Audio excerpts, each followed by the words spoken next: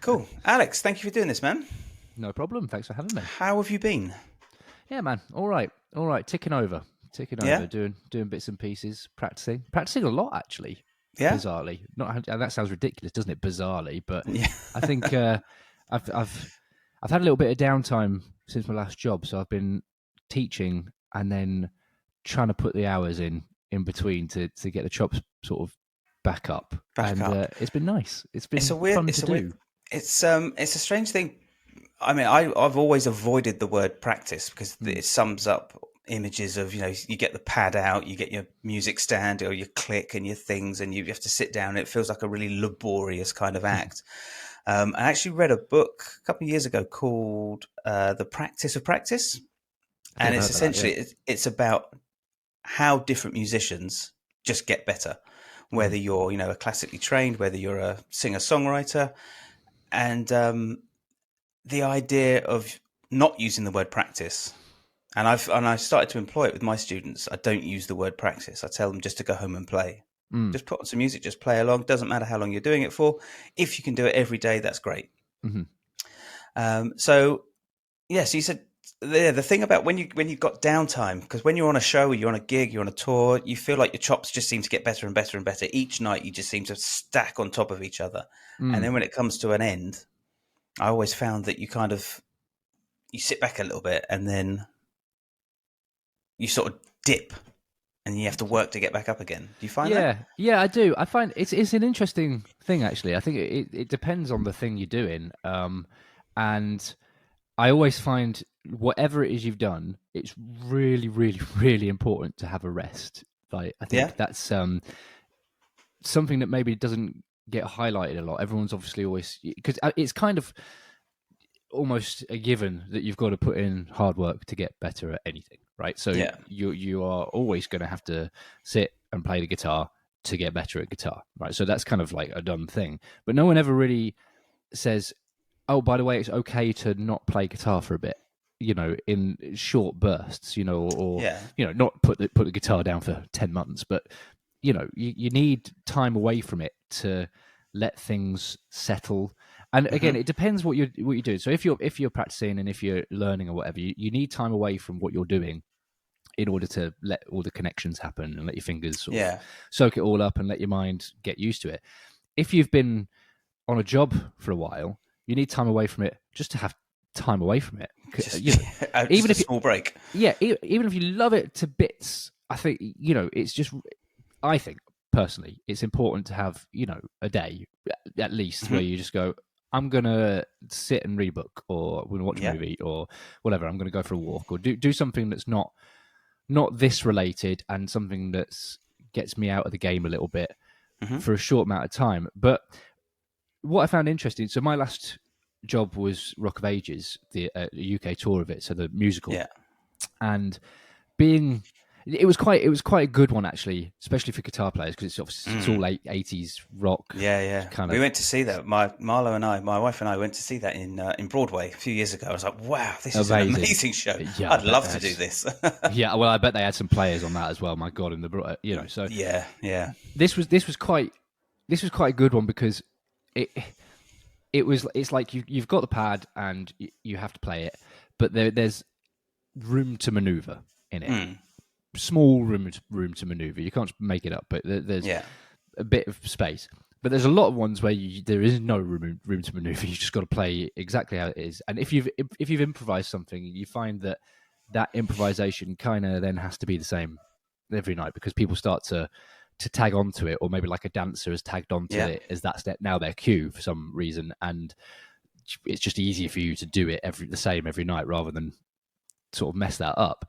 So Right. when you get things where, so like I say, Rock of Ages wasn't too bad because you did have some room to stretch your legs, but it was playing the same thing every night for almost 2 years, and Yeah. I think we did just under 300 shows, Okay. and it was that's a lot of the same thing, and in and around that I was teaching, which was good because that kept me fresh.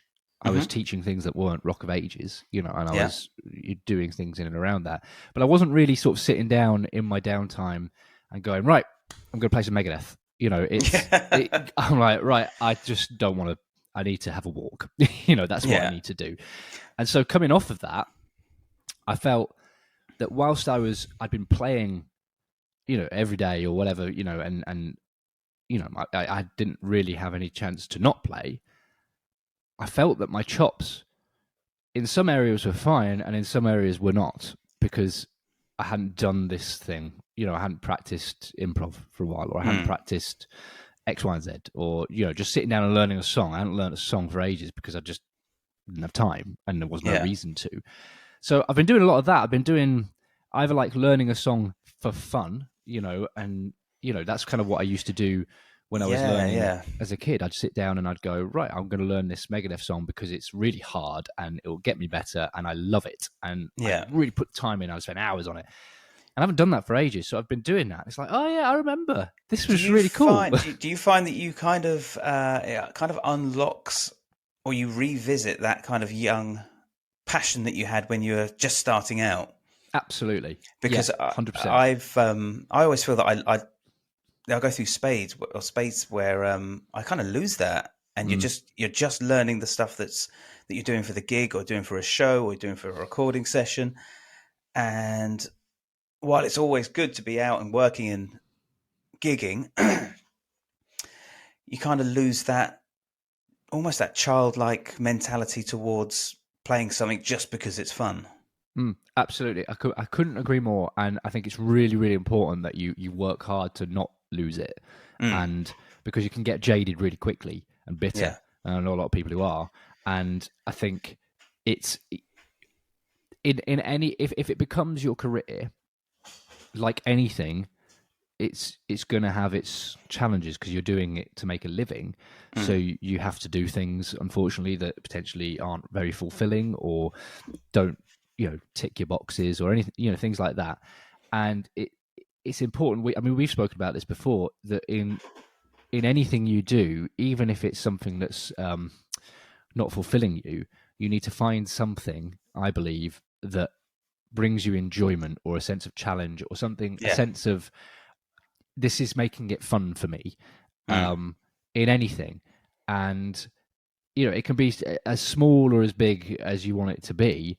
It could be like, I'm just going to nail this track tonight. I'm going to get to the end of that track and I'm going to have like absolutely smashed it out of the park.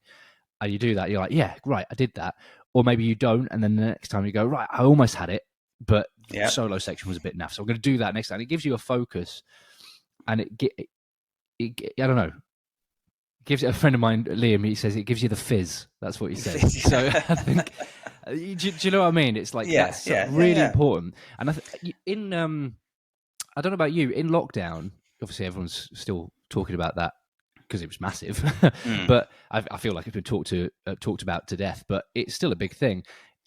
There were big spates of nothing, right? And so I found that it was like, right, I've got all the time in the world. I'm going to sit and learn loads of stuff. We did this, right? You and I, we made some licks, right? We were trading licks, or like saying, oh, you learn that solo and I'll learn this solo, or and it would be really difficult, and it's stuff that I'd never been able to play, or maybe I had been able to play it but I'd never pushed myself enough to actually do it.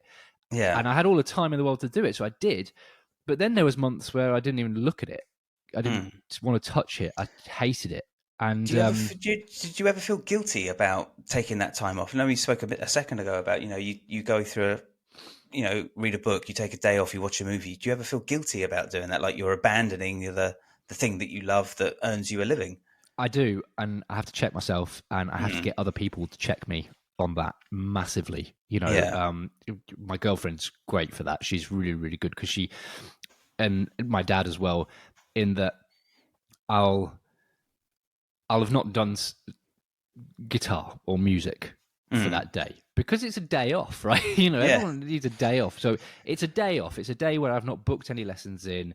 I've not got a gig that weekend, or maybe I have, but I know what it is. And, and I've got this day, and I decide to go for a walk and then come home and, I don't know, watch The Godfather or something. There's nothing wrong with that. There's nothing wrong with that. Which takes up your entire Most day, of the obviously. Day, yeah. And so, and then you think, oh my God, I've not done anything.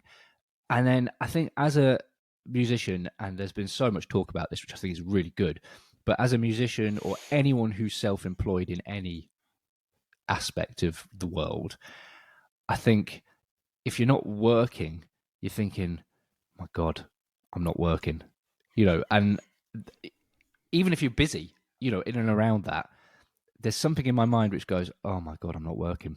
And I'm not doing, I'm sat here watching Al Pacino. I'm not furthering my career in any way, shape, or form. And therein lies the danger, I suppose, of doing it full time, because it is full time. And I think, again, this has been touched on by many, many people, but and it's something I very much agree with, in that you've got to be able to be okay with not doing it all the time, because otherwise you don't. If you've got a 9 to 5 job, you finish at 5, and you might have work outside of it. I'm not saying, every job's different, right? But I find a lot of people who work 9 to 5. Big sweeping statement here. Sorry to anyone who doesn't have this at all in their lives, but I feel like you can finish and you've clocked out, and that's that day done. That's it, and then you got your downtime. And yeah, of course, you've got stresses in the day that will be playing on your mind, and oh my God, I've got to do this tomorrow or whatever. But you're not at work anymore. You're not in an office. And I suppose that, 9 to 5 people do have this thing, because a lot of them take their work home with them, don't they?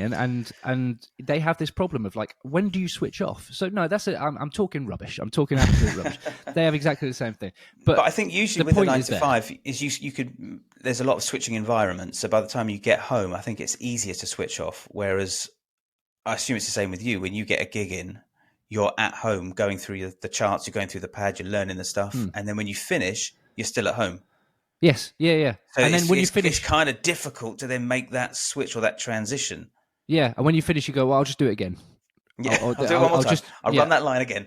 Or I've got this thing to do, or like, right, I'm done now. Oh God, I'm knackered. Oh no, I need to be doing something. And then you get a message through saying, are you free for a gig next week? Then you're still always on the or you get an inquiry in, you get a teaching inquiry, you get something in. Even if you said, okay, I'm finished now, I'm done, I'll spend time for myself. We're always connected with our phones. You get a session come through, a job come through, a gig come through, a teaching thing come through. You're still technically working. Yep, constantly. So you love it, right? This is the other thing. You love music, so you listen to it outside of it, and there's nothing wrong with that. But it kind of adds to, like, it's music, nonstop, and that's great, obviously, but also you need to be careful. And yeah, like I say, it's any job really, the 9 to 5 or not. I think you've always got to be careful of just having some time for yourself and not feeling guilty about it. Obviously, if you're sat in your pants scratching your balls for a year, that adds up. Maybe not that much, but it's a big thing, and it's worthwhile just keeping yourself in check, or having someone else just go, no, you're okay, man. Look at all the stuff you did today. Yeah, just sit. Let's just watch a movie together. What was now you said about loving music? Can you remember a time where you realised that music means something to you, or it means more to you than to other people? That's a good question. I can remember. Yeah, I can remember, like, just always loving it. I feel like we're quite similar in that I get quite obsessive with music in terms of, once I like something, I have to delve into every facet of that. Not always, I got better at that. But right up until sort of the end of university, I was really like that. Then I just think I didn't have time to add more people to my list. So if I liked a song, it was like I'm okay with just liking a song. I don't have to, like, know what the band member had for breakfast in 1974. But there was a long period of time where I was like that. And when I was a kid, my mum bought Definitely Maybe when it came out, and I was 5, I want to say, maybe 4 or 5, and I remember her having it. And then she bought What's the Story, Morning Glory, and then I really remember that because she had it on. It was on the radio all the time. I was really young, but I got obsessed with it, like really obsessed. I thought it was great, and it really spoke to me. So I got really obsessed with Oasis, and obviously they'd only just kicked off, so there wasn't really much back catalogue to catch up on. And I remember Be Here Now coming out and really enjoying it. Actually, I'm going to say that Yeah. out loud, and I still do. In fact, Hot Topic, I think it might be my favorite. Okay.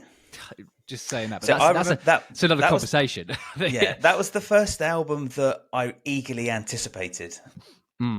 Yes, same. I would say the Yeah, same. and I was obsessed with it. Like, and that whole build up when they released Do You Know What I Mean on MTV, they actually played it twice in a row. I don't know if you caught that. I didn't see that. I didn't see it at the time. No. I did. I waited up for it. I'd marked it on my calendar, and I was there in front of it. And I'm like, you don't get that anymore. No, That no, whole obsessive kind of like music now is just so easily accessible and so easily digestible as well. Yeah, You don't have that kind of obsessed anticipation for it that you used to get. no. I suppose maybe like your Taylor Swifts and your things like that. There's a sort of there's a sort of murmuring around that, but I think the way it's done is much more different to how it was back then. So whilst there might be her fans, and I've got nothing against her. I'm not a massive fan, but I've got nothing against what she does. But I think her fans obviously very, very eagerly awaiting things and whatnot. But there's something different about it, and I don't think I can pinpoint what it is off the top of my head. I mean, maybe it's a release on a digital platform is different to going out to the shop and buying it on CD or vinyl. Yeah, because you had to. Like that's the other thing. Yeah. These days you do it because you want it. You want or it. Scanning the radio stations trying to find the song. Yeah, exactly. I mean, do you remember on like you'd watch MTV or Kerrang or whatever, or MTV2, and the video would come on that you want. I'd have my VHS in ready to record it, and then or like I'd turn over, and I'd always turn over halfway through the song I wanted, and I'd be like, oh my god, when does this song start? Like I need to know the time that this starts, and it would be like, oh, this big frustration, and that all adds into the anticipation and stuff like that. But yeah, I think that was my first love, but I didn't know that I wanted to play guitar then. I didn't know I wanted to be a musician. So you didn't notice that people weren't as obsessed as you were, and like, why aren't you more interested in this? I think maybe I noticed, but I didn't care. I wasn't asking the question of like, why aren't you as into this as I am? I was just like, oh, you're not into this, fine. You suit yourself. I'm gonna listen to it. Maybe because you were younger. So it was more of a... perhaps. See, when I first became obsessed with music, I was 17, 18, 19, and I would try and get all my friends into it. They're like, look, you got to listen to this. Have a listen to this. And they were kind of like, no, we're gonna listen to just the regular shit that's propagated and played on Radio 1 every single... I was like, yeah, but, those guys don't write the music. They don't play the instrument. And they're like, we don't care. I'm like, why? Yeah. Why don't you care? Yeah, you should care. Everyone should care about everything to do with this. And that's kind of when I was like, all right, okay. In fact, I even had, I did a gig with an ABBA show a couple of years ago. And the people that ran the band, they did various other little bits as well. They did like a country thing. They did a movie music show. And I was like, okay, well, that's quite cool. And they sent me over the set list for one of them. And I was looking through it. I was like, that isn't country. That's not country. This is all just pop music that's got a banjo in it. That's no. What? Cotton Eye Joe? Why? No. I was like, and I twigged, because I asked her, I said, how did you get into music? She said, I did karaoke once. And then someone said I should do singing. So I do singing now. I was like, yeah, music means something different to you than it does to me. So yeah. And which is fine. Everyone's got their ways into it, haven't they? And I think ours has been relatively similar.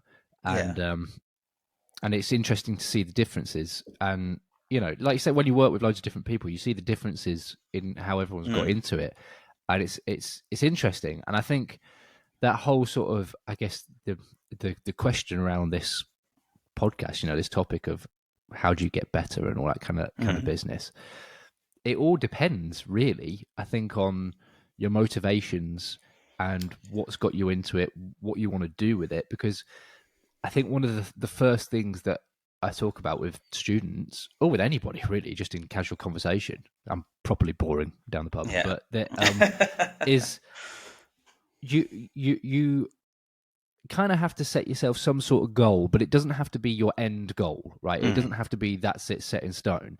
So it's worthwhile having your goals so that you can hang something on, so you're not practicing just aimlessly. Hmm. But your goals can always change. But I think, well, obviously everyone's goals are different, right? And everyone's outcomes are different. So not everyone's going to want to do the same thing you do, or the same thing that I do, or have the same ability that I want to have, or the ability that you want to have, or the abilities in different things. Like someone might be dead set on being the world's best fusion player, Yeah. and someone else might not give a shit about that, and that's cool. That's totally fine, and it kind of that shapes your, what's the word, journey, if you like. God, Mm. that's wanky, isn't it? But Yeah. it does. And I think that's a sorry, excuse me, that's a whole interesting topic. Mm.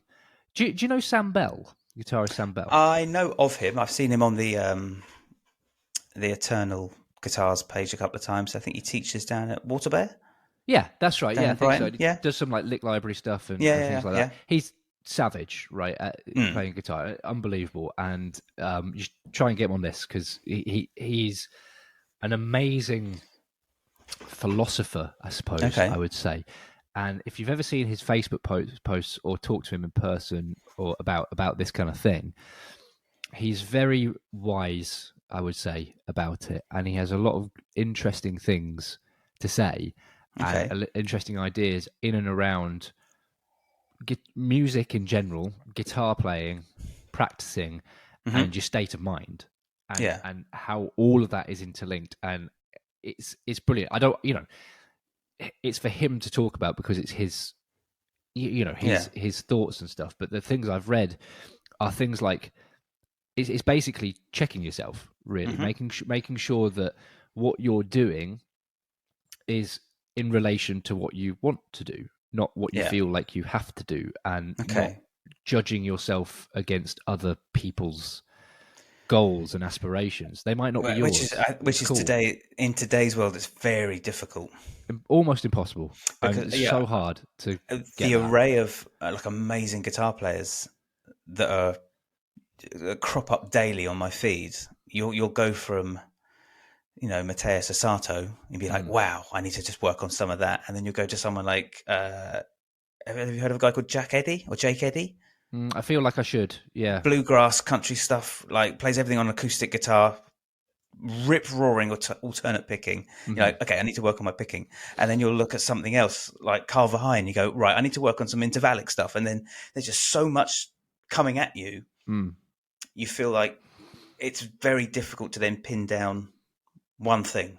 Yeah, absolutely. I think, and that's one of the things that Sam talks about a lot. Mm. And dude should write a book, because it's really good stuff that he talks about. And it's Yeah. really interesting. And also, you don't have to agree with it all, but I think it's interesting to read and to listen to and to think about.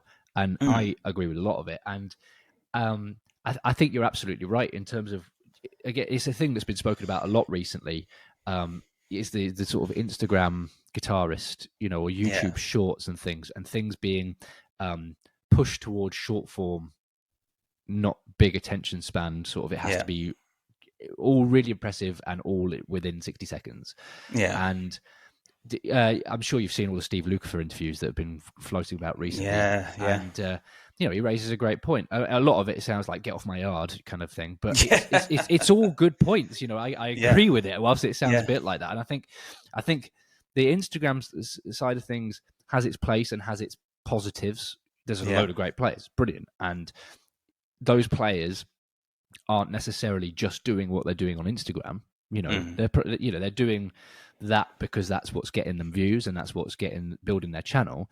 But Yeah. in their professional life, I'm sure they are writing good songs and doing, things like that. Just because they do that doesn't mean they can't do anything else. Mm. However, it obviously, when you're watching it, you're thinking, oh my God, I can't do that ridiculous thing. That was Yeah. insane. I was like almost not human. And it gets to you. And there's that point where you've got to realize, is that actually my goal? Mm. Or am I just saying that because I've just Yeah. seen that and I can't do it, so I want to do it? Yeah, yeah. I mean, Steve Lukather always raises that point. It's like he'll say, "I can't do that shit. I've seen Tim Henson. I can't do that shit." Great that you can do it. But yeah, that's not me, man.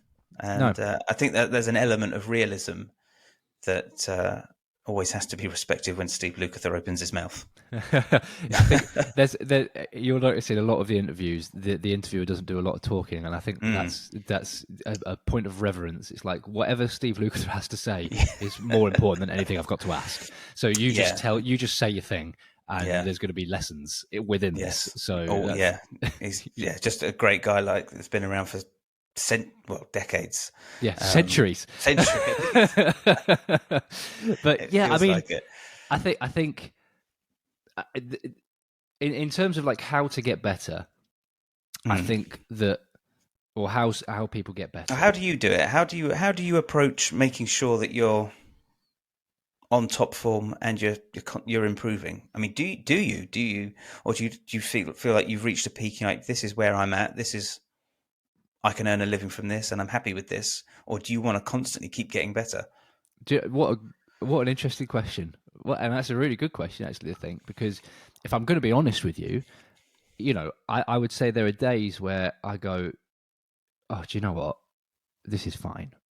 Yeah. And I think we all have those days. Personally speaking, I mean, I'm speaking again, big broad brushstrokes there, but I reckon a lot of us do, and a lot of us feel like we're not allowed to say that because, and I don't necessarily agree with it either. Like I just, as a person being honest, I do feel sometimes that, oh God, today I can't be asked. This is fine. I'm all right. Do you feel like so long as you have an overall trajectory that's improving, you're happy? Yeah, I think, like I say, that whilst I think like that sometimes, I don't agree with it, and I do. Obviously, there's so many things that I can't do. So many things that, and going back to what we were just saying, so many things that I actually do want to do, and that are on my list of things to do that I'm either okay at, but not great at, or just nowhere near, and they all need work. And even the things that I am good at, they all need work because they need maintaining. And so it's again very dangerous to sort of go, yeah, I'm all right, and I'm getting work, and people are happy with me, and so great. Yeah. I must be doing okay, right? Well, I'll just go to the pub and have a beer. Like it's very dangerous to do that. I don't promote that at all. So do you still do sort of practice sessions where you think, right, I'm going to sit down and do 20 minutes of this just to keep it either at a level I'm happy with, or to see if I can push myself a little further, whether that's, picking or sweeping or sight reading or ear training? I do, not often enough. And right, okay. I think that's, again, quite common. You're never going to feel like you're doing enough. And in my lessons, a lot of students come to me and say, yeah, I've done some practice, but nowhere near as much as I wanted to. And it's like, well, yeah, it's probably you're never going to feel like you've nailed your practice this week. Even if you've got your schedule all written out and you hit everything, you'll think, oh, but I had another 20 minutes that I could have done something. And it's, it's that frame of mind kind of thing. And so I don't feel like I do enough of it. Again, honestly, I probably, I do enough to progress, so there are days where I'm like, yeah, no, that got better today. And, so that's clearly enough because it's getting better. But in my mind, I'm like, no, I'm not done enough of this. And so on a day that you say it got better, what does that day look like? Or what does that session look like? Well, again, that kind of depends because sometimes you find yourself when you're practicing. And again, when I talk to students about this, it's important to know that you're going to have these areas of sharp increase in progression, and then you're going to plateau for a bit. It could be a week, it could be a month, it could be 2 months, and then all of a sudden you'll have this sharp progression, and it kind of comes out of nowhere. I don't think there's. Do you find that when you're practicing that happens, that you'll be like, oh my God, this thing's just not getting better, like whatever this concept is that I'm working on, or even if it's like a general, my playing is not getting better, even if it's not just a specific thing, and then suddenly you get to the end of the day and I'm like, oh my God, I can do it, I can do all that stuff, I'm at the next bit. So what I try and do is I try and sit down and go, right, I'm going to do 20 minutes of X, whatever X will be. Some days I'll start it and it's an absolute uphill struggle. And I'm clawing my way and I'm counting down the minutes because this session isn't going well. I'm like, this sucks, but I'm doing 20 minutes. In fact, so like alternate picking. My alternate picking about 18 months ago was shocking. And I started having lessons with Martin Goulding. Oh, sick. And all it was a wrist adjustment. He said, you're picking with your wrist flat against the guitar. Push it out. And it took maybe 2 months to get comfortable with my wrist out. And my picking went like that. And there was a John Petrucci lick that he gave me. And he said, just here you go. Here's the thing. Just work on it. I was like, all right, okay. So it's like target speed's 130. Everything's alternate picks. And I'm sitting around 90 to 100. And I just could not break past 100. And he said to me, do it at 120. I was like, crazy? He said, just try it at 120. No matter how shit it sounds, do it at 120. And I fumbled my way through it. And he was like, do it for 3 minutes. Did it for 3 minutes. And he went, right, now do it at 100. I did it at 100. And he said, if you start to, if you work up to where your talent ends, you'll never progress. If you just think, fuck it, I'm just going to push past it, regardless of what it sounds like, and then bring it back, it's an easier. Yep. I couldn't agree more. Holy shit. Wiser words never spoken. Yeah. It's because you're always just going to be like, I wasn't quite there. I wasn't quite there. Right, I'm not ready for the next bit. Almost, but I'm not ready for the next bit. And in a similar vein, one of my old guitar teachers, Chris Webb, another terrific player, someone who you should get on this show as well, because he teaches full time now, and he's just the best. He's just the best. He got me like straight up. Amazing player and an amazing teacher. And but he was saying this wasn't to do with teaching, but it kind of it made me realize that same point, in that he said that a drummer in his band, they were like a really heavy metal band, and there's this double kick thing that was really difficult, really fast. And his drummer apparently used to warm up by putting bags of sugar on his legs, like taping bags of sugar to his legs, doing it. And then he'd take the bags of sugar off and it would feel like he was doing it with feathers, like it was light as anything. And so get the speed up. And I thought, that's really interesting, because it's like making your life harder to then when you go back to the thing that you thought was hard, well, actually, a little easier. Yeah, I'm a little bit better at it. So, yeah, that's a really great way of doing it. And, I will do that. It depends what you're doing, doesn't it? I mean, sometimes it's easier to do something like that if it's an exercise, like an alternate picking exercise. And sometimes it's trickier to do something like that if it's like you're improving your, listening skills or whatever it is. But it's still, you still got to try and make it harder than it is to then come back and it get a little easier. But, yeah, I think, a standard day of something like that, it's hard. I mean, I'm one of those guys that doesn't really have a set thing that I sit down and do, and that's not necessarily again something I would promote. So, how does your practice routine differ from what you tell your students their practice routine should be like? It kind of depends on the work I've got. So. I'm not sure. Let's start with your student. What do you tell your students to do? So with my students, it will be a case of, practice when you can. That's for the first, the very first thing. It's like, look, we're all busy, aren't we? Doing whatever. We've got jobs, we've got schoolwork, we've got whatever we've got to do, family commitments. So you just got to get it in, because something's better than nothing, always. So do that. Even if you play for one time that week for 10 minutes. It's going to be better than 0 times that week for 10 minutes. Okay. You're probably not going to get better in no. that, but it's something. You've kept your hand in a little bit. And then outside of that, it's, again, I would tell people, if they've got busy lives, to really think hard about how they effectively practice. So if you're busy and you've got barely any time in your week, but you obviously want to practice your guitar, I think it's important that you structure that time wisely so that you're getting the most out of it. Yeah. And again, that all comes down to the goal of the student, like whatever it is they want to do, and tailoring the practice session around that. So if you've got 10 minutes or an hour, it's almost like, I don't go into the minutiae of it this much, but it's almost like having like a ratio that just fits a 10-minute session, and then you just expand it for an hour's session, but it's the same ratio of amounts of things you practice. So that's what I would suggest to people in that situation, because then at least you're working on something. Because again, this isn't really a danger, because playing anything's good, but the danger is if you're really, really busy and you're really up against it. If you sit down and you're right, I'm going to practice that thing that Alex gave me or whatever. Yeah. You sit down and you just play your guitar for a bit. You've not actually got better at the thing that you're hoping to get better at. And I think if you've got all the time in the world, or that's not really an issue, then fine. It's not, you've got time to do that. But if you're up against it time wise, you got to make sure you're working on the thing that you're not very good at.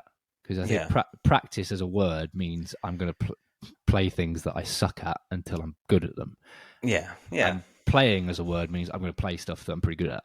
That's always been the distinction in my head, and both are equally as important, I think. Yes, yeah. Well, one is the progression of, the thing that you want to get better at, and the other is the enjoyment of the thing that you started to do. Absolutely, and they go hand in hand, right? I think, and I think a lot going back to the sort of how does one get better, or how do you go about it? I think being at peace with the fact that it's okay to just play the stuff that you're good at sometimes, because it's fun, and the achievement you feel from that. So say, for example, you've just learned that John Petrucci lick, and it's been a real ball bag to get, and then suddenly you get it, you're like, well, quid's in, I've got that. And then the following week you've got this other thing to learn, and it's a real shithouse, and you're like, oh god, this is a nightmare. I'm just going to play that John Petrucci thing again. Oh, God, See, I can play. Play. Oh, that's good. And that's exactly the thing. You go, oh no, I'm not crap. Like, I'm all right. It's just I'm crap at this thing. And sometimes that's an interesting point. Sorry to interrupt, but the if you're constantly just working on stuff that you're bad at and you're progressing slowly, you have this feeling that I'm not very good at playing guitar. Yeah, and getting that balance between, I'm just going to sit and play Wonderwall. So I do a lot of solo gigs, which requires almost no skill. Sorry, I shouldn't say that. It doesn't require much thought when I've got to go out and play it. It's just chords on a guitar and singing some songs. You know what you're doing. I don't have to think too much about it. There's no terrifying licks like, oh my God, there's that lick at that end of that solo that, I'm going to screw that. There's none of that anxiety that creeps in. It's just, I'm just going to busk a load of songs and people are going to sing back to me. And it's always really good fun. And again, it keeps you in that this is actually fun and I'm actually pretty good at it and I enjoy it. Yeah, and you're getting response from it, and that can come in all sorts of guises. It can come with, like, you're getting plenty of job offers, or it can come with you're getting lots of response at the gig, or it can come with just that innate feeling of that felt good to play that thing I've just played in my bedroom. That felt nice to play that. And whatever it is that's giving you that sense of satisfaction and achievement, it's always important. And I think every teacher in the land will say to their student, because the student's going to come up to them and go, oh, I'm really struggling with this. I just don't feel like I'm making it. Right, okay. Where were you 4 months ago? You could play a G chord. Yeah. And look at you now, you're working on bar chords. It's really important to keep that in check for your noggin, right? Because I think practicing anything, whether it be sports, science, whatever, you've got to be in the game. You've got to keep positive, because practicing is hard in its nature. Yes. Yeah, I was studying physics a couple of years ago, purely for my own enjoyment. And as I was working through the pad and through the book, it just got harder and harder and harder and harder. And sometimes you'd reach a point, it's like, why the fuck am I doing this? But then when I'd go back and do old stuff, it's like, oh, this is actually, I can figure this out. The distance that is being thrown, the trajectory, the angle, the speed, the velocity, the momentum. I've just worked that. Brilliant. Hey, that's amazing. Yeah. So I think always sort of going backwards a little bit. Just to realize that you can play, you can do this, and it's fun, and you shouldn't feel guilty when you're up against something that's kicking your ass. Yeah, absolutely. I couldn't agree more. And I think, going back to that thing of your goals, which I think is really important, and I think it's kind of my main point about this when it comes to how do you get better, or what's the process of getting better, or anything like that. I think my main point would be it all just hangs on what it is you want to do, and that doesn't mean that can't change. But at any given point, whatever it is you're thinking of doing, make sure it is what you want to do, and work towards that, so that you're not thinking, oh my god, I can't play this Pat Metheny line, or I can't even think like Pat Metheny. I can't improvise like Pat Metheny. Well, do you want to? Like, is that your outcome? Is that what your outcome is? If it is, then great, work your way up to that. If it's not, and you're just saying that because someone has said that, or someone on the internet has said that. Someone's linked you his video and you're like, oh yeah, no, that is sick. Yeah. Is that actually the thing you want to play? Like, think about it the other way around. Like, you go to a jazzer or a fusion guy and you show them, I don't know, like a Marty Friedman lick, or the guy from Nile or something, Slayer, or anything like that, which is hard stuff, right? And they'll likely go, yeah, I can see the merit in that. That's really difficult stuff and a difficult way of thinking. Am I going to go home and beat myself up because I can't play like whoever? Yeah. Probably not, because it's not what I want to do. It doesn't turn me on. And that's fine. So if playing, a jazz lick turns you on, then great. Then it's a good jazz lick. Yeah. Or thinking in that kind of vein, then great, you go for it. Sit down and work on that. I think there's merit in practicing things to an extent. If it doesn't turn you on, but you think, oh, I want to do this because maybe I can nick some things to put into my playing, then great, do it to that point. If that's your goal, if your goal is, I want to play some fusion licks in my improv, then practice that. But it doesn't mean you have to be Larry Carlton. And I think you've got to be okay with that. If your goal then changes and you're like, oh my God, I'm really into fusion now, I've just suddenly this has opened a load of doors, then brilliant. Then you adjust your practice and you go for that. So I just think it's checking yourself to make sure that everything's okay and you are working effectively to the right thing. Yeah. I think setting goals and orientating yourselves towards those goals and moving towards them is always, one of the key aspects of getting better. I think if you just pick up the guitar and you're just noodling around aimlessly for 20 minutes, as you alluded to earlier, you're just going to be a noodler. You're not going to improve. If that's your goal. But again, it's coming back to, is that fun for you? Yeah. It depends. Yeah. So you could become really analytical, and if you wrote everything down and said, right, today's practice session is, I'm just going to play for 20 minutes. I'm just going to put something on. I'm going to play along 20 minutes. That's it. And I'm done. That's my thing today. Yeah. And then you've succeeded, I think. That's successful practice. And I think, like I said, we all teach people who want to learn a song. That's their goal. Yeah. Brilliant. Then great, let's do that. And then suddenly they listen to the player who's on it and they go, oh my God, this player's amazing. I'm rubbish. You're like, well, you don't have to be that player.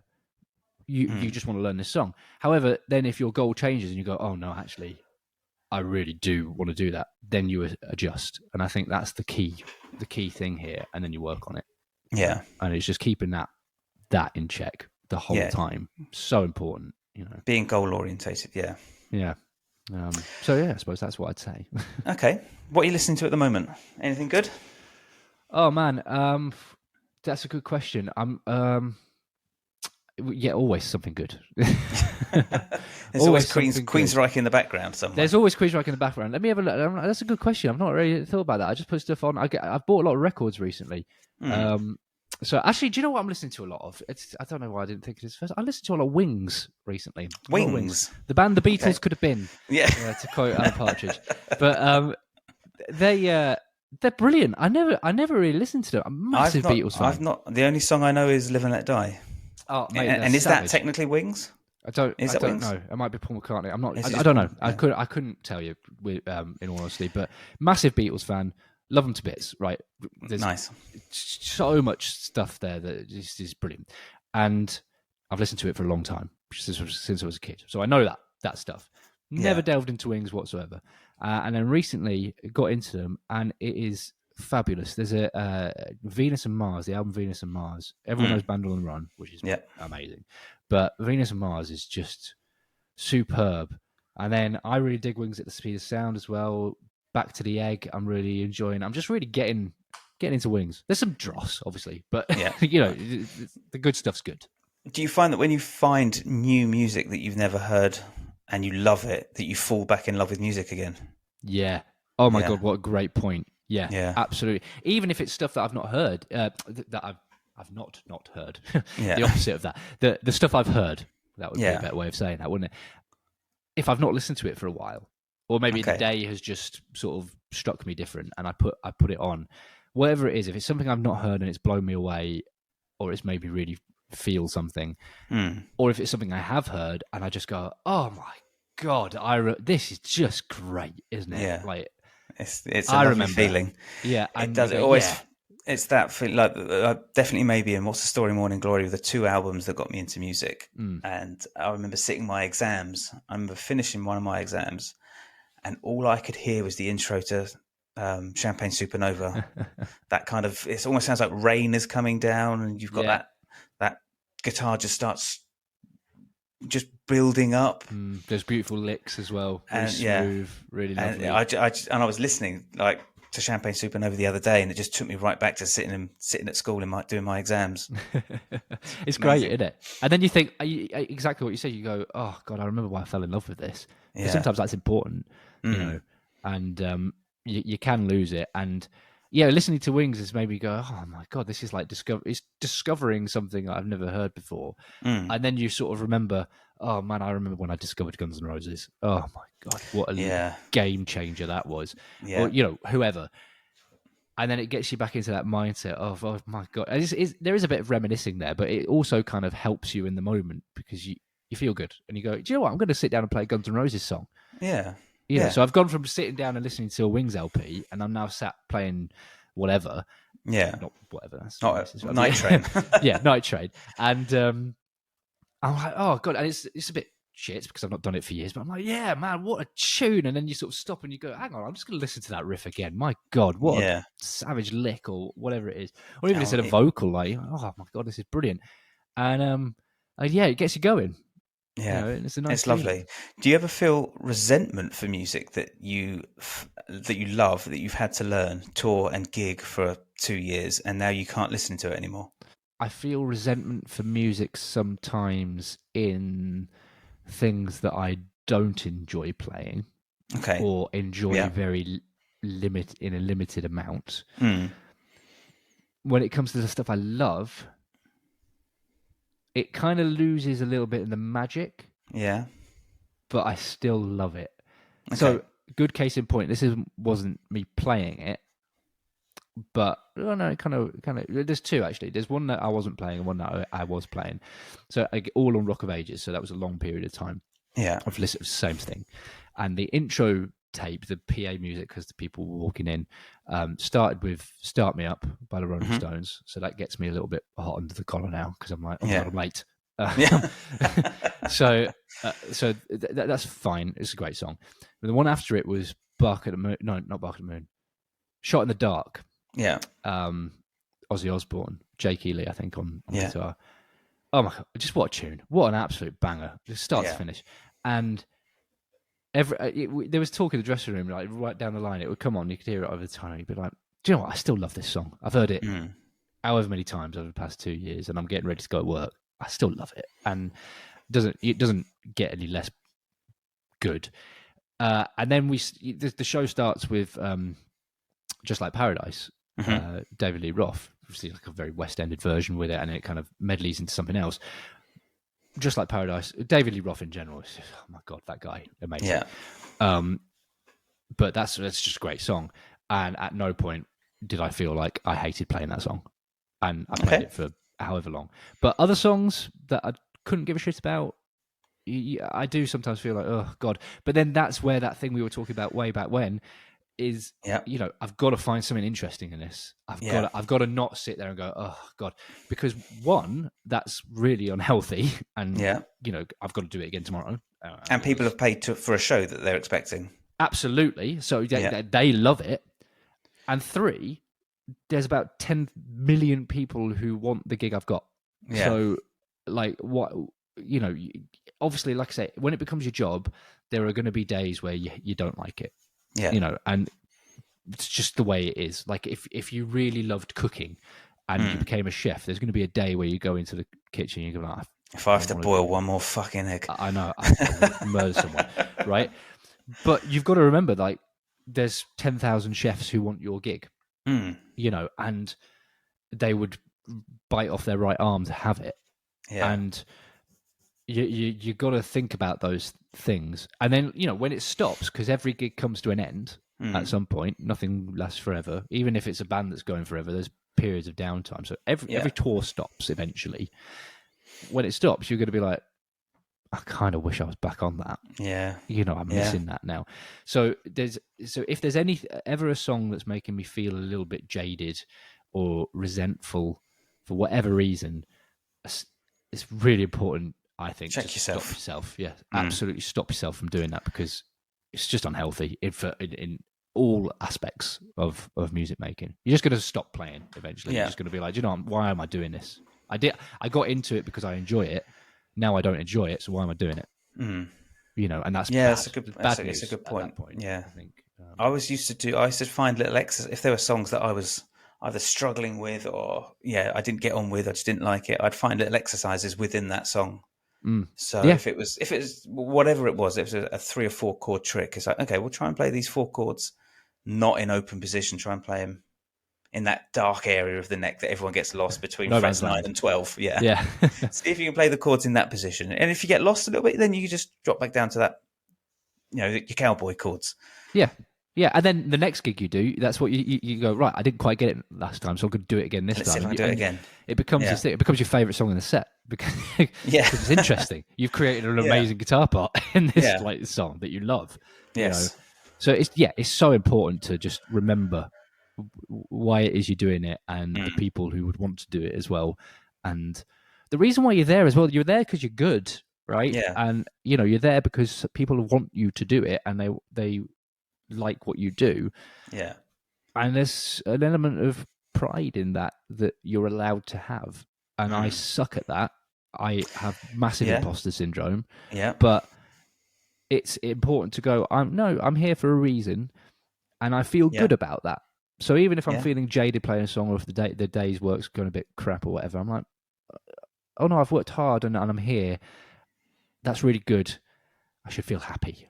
So that's something to think about whilst I'm playing. Maybe if I'm having a shit day, Okay, I'm gonna end on this because I know you've got to go. If you had to learn guitar all over again, but you still retain all the knowledge you've got, how would you teach yourself? Oh wow! So I know. You know everything. Let's say you break your right. Let's say you break your hand. You've broken your left hand. Okay. You've now got to play left-handed. How do you go about teaching? So yourself? I know all the things that I've done. You've got all your theory. You've got all your knowledge. How do you go about it? Well, I suppose. God, you know what? I don't know if that would be easier or harder because, I suppose there's an element where you'd go, okay, this isn't too bad because at least I know some stuff. But then is it really frustrating because you know stuff and you can't do it? If you're practicing from scratch, or learning guitar from scratch, every challenge you have is something that's completely new, isn't it? Really. Yeah. And so you're just like, right, well, this is another mountain to overcome. And then if you know all that stuff, then are you like, oh my God, I know this. Why can't I do this? Wow. So how'd you do it? Well, I guess, again, I think a lot of that's going to come down to a mental battle, a real mental battle. So if it was me, I'd just go about it the same way I tell a student to go about learning new stuff, right? It'd be like day one kind of thing, right? I've got to play G. I'm just doing it now with my hand. I'm like, oh my God, I can't do this. How do you do a G with your right hand? I can't. Do you know what I mean? That's just ridiculous. But that's what a beginner guitarist feels like. Yeah. Right. And I forget that sometimes. And so I'd sit down and I'd just tell myself to do all the things that I would tell a beginner guitarist to do. But I think more importantly, I'd have to sit down and be like, right, come on, it's okay. It's everything's fine. This is, you've got to keep positive. And I think my main focus would be, like I say, obviously you're practicing like a beginner would. So bit at a time, take it steady. Get your fingers in position right once they're there. Look at it really hard for ages, and then take your fingers away and shake them about and put them back and see how quickly you can get there. All Yeah. of that stuff from forever until I'm back to where I was. However, my main focus would be, okay, everything's fine. You'll get better. Trust, have faith in the process of this. Yes. Yeah. And it will be okay, because otherwise you'd just go insane. I think there'd be a real big danger of dark thoughts on that one. Okay. It makes you wonder what like a Dave Mustaine, because he obviously had to relearn stuff. And Did he really? Yeah, I can't remember what he did, but he slept on his arm funny or something, and he trapped a nerve. I don't know. Basically, when he couldn't play, it's a good story. Like it's a terrible story, but so he had to start from scratch, do loads of physio and stuff, tiny little weights, get your muscles back into gear. But he got it back, and you just think that's what those guys go through, I suppose. Or like a Django Reinhardt, where he's got his fingers fused together. I suppose he had to do the same. It's like, how do I? Wasn't he advised by the doctor to start guitar to help physio for his fingers? Was he? I didn't know that. I didn't know thought that. He was caught. I heard that he was caught in the fire. It melted and fused all his fingers together, and then he started learning. And the doctor said, "Why don't you try learning guitar? Because it'll be really good exercise for your fingers." All right. Well, and then he went on to be the world's best gypsy jazz guitarist. I know, insane. Right. Well, there you go. I've learned something new today. What a great! I think that's such a great story, because when you're faced with these limitations, you'll carve a little niche out for yourself, because some of his licks are really odd fingerings because he can't use two of his fingers. Yeah, absolutely. And then, I've not learned much of his stuff, but yes, the stuff that I have looked at, I had a teacher who was a massive Django fan, and he would show me his licks and be like, "This is why would you what? Why would you finger it like that?" Yeah. And I think actually that ties into one maybe last point I want to bring up here, is that you've got to be okay when it comes to getting better and all that kind of stuff. You've got to be really okay with the fact that you're not that player as well. Touched on that a little bit, but say, for example, like a Django or a Lindsey Buckingham or someone who plays differently. Like they're not. It's not standard or whatever, for whatever reason. A Friedman, any of those guys. There comes a point where it's like, right, unless you want to be that guy, I'd get completely fine if you wanted. That's absolutely fine. But unless that is your goal, then it's okay to not have it quite like that. You can adapt it to yourself. It's fine. Yes, you're allowed. So the Sultans of Swing solo, I don't know about you, but I play it with a pick and fingers. Okay, there you go. I can't remember the last time I played it. It's probably with a pick. I've never even had the inclination to play it without a pick, because it just playing with a guitar without a pick on an electric just feels like where's my do you want? And here's the thing: do you want to play songs with your fingers? I'm cool with it with a pick and fingers. There you go. If you do want to play it with your fingers, then you go for it. You have at it. But if not, then don't bother. It's cool. You can do, as long as you're getting better and as long as you've got yourself in check, then everything's cool, I think. And I think it's important to have that almost that agency on yourself to say, you know what, I don't tap the way Eddie Van Halen does. I don't really mind. It feels a bit uncomfortable, so I'll tap the way that I want to tap. And just to allow yourself, I think it's important to allow yourself that flexibility and freedom, because there's a lot of people, and I've seen a lot of teachers that will say, no, if you want to play something, you have to play it note for note and in the style that you're doing. And I think that's okay. But for me as a learner, I'm like, well, there's that one aspect that I disagree with. And I've got agency over my own learning. So that one aspect, whatever it might be, unless it's an integral part of playing guitar, like you've got to hold your pick with these two fingers. Well, no, I want to hold them with these two fingers. Well, that's stupid because this finger's weak as fuck. Do it with these two or these three fingers. Even then there's options, isn't there? And I think, like you say, you've got autonomy over yourself. It's like, right, well, that's not what I want to do. That's not my goal. That might be what I have to do if I want to be at that part of my playing, but actually I don't want to be there either yet or ever. And that, like I said, that goal can change, but at that time you'd be like, no, okay, I don't have to do that. I can just do it my way. Yeah. that's fine. As long as it's fitting in with your progress and Yeah. your destination, then Yes. be okay with it. And I think it's also okay to suck at something for a long time. Oh my God, yes. Thankfully. Well, look at me. I still suck at guitar. And I'm doing it. So, but you know what I mean? That's, absolutely. Yeah. Yeah. It's If it's massively something okay. new, it's going to suck for a while, Yeah. and eventually it'll get better. So And you just got to grit your teeth and grin and bear it, haven't you? yes. Yes. Anyway, should we leave it there? Yeah. Sounds like That was like great, man. Thank you so much for your time. No, more than welcome. Thank you for having me. It's been a lovely And chat. I really, really appreciate it. And I'll see you, hopefully I'll see you soon. Yes. Nice one, mate. Cool. All right. Well, I will catch you later. you take it easy, man. Bye-bye. Bye-bye.